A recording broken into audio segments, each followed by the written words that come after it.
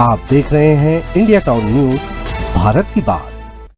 नमस्कार, स्वागत है आपका इंडिया टाउन न्यूज में। मैं हूं आपके साथ संजना कुशवाहा। छत्तीसगढ़ के दुर्ग जिले से बड़ी खबर सामने आ रही है। यहाँ एक सरकारी स्कूल में तंत्र मंत्र करने के बाद कोयल की बलि दी गई।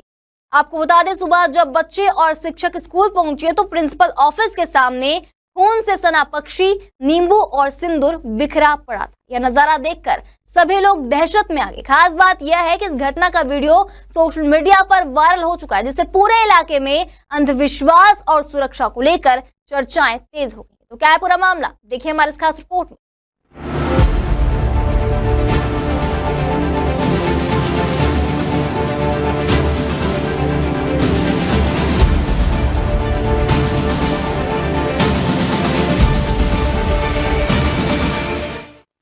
यह मामला बोरसी थाना क्षेत्र के शासकीय उच्चतर माध्यमिक विद्यालय का है, जहां सुबह स्कूल खुलने के बाद बच्चे और स्टाफ जैसे ही परिसर पहुंचे, उन्होंने देखा कि बरामदे में एक रंगोली नुमा आकृति बनी हुई है।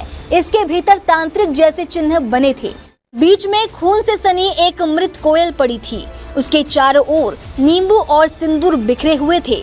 यह सब देखकर बच्चे घबरा गए और कई ने कक्षा में जाने से इनकार कर दिया। वही प्रबंधन भी सकते में था कि आखिर रात के समय में किसी ने स्कूल परिसर में इस तरह की तांत्रिक गतिविधि कैसे कर ली। इस अजीब दृश्य को देखकर स्कूल का माहौल तनावपूर्ण हो गया। बच्चे आपस में बात करने लगे कि स्कूल में काला जादू हुआ है। कई बच्चे तो रोने भी लगे। डर का आलम ऐसा था कि कुछ अभिभावक तुरंत अपने बच्चों को घर ले गए। शिक्षकों में भी दहशत थी। उन्होंने बताया कि इस तरह की हरकतें अंधविश्वास फैलाने और माहौल खराब करने की कोशिश है। फिर भी डर और असुरक्षा की भावना इतनी गहरी थी कि उन्होंने टोटके की काट करने के लिए बैगा को बुला लिया। सुबह सुबह यहाँ मॉर्निंग में फ़ोन आया प्रिंसिपल मैडम का कि ऐसा ऐसा घटना हुआ है। तो सुबह ही मैं यहाँ अर्ली मॉर्निंग आया।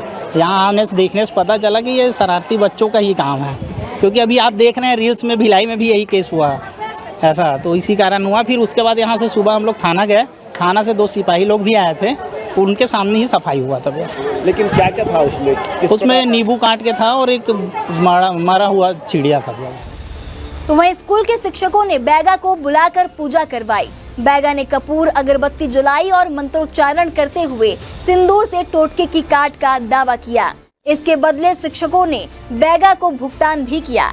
इस पूरी प्रक्रिया को देखकर बच्चों में और तरह तरह की चर्चाएं शुरू हो गई।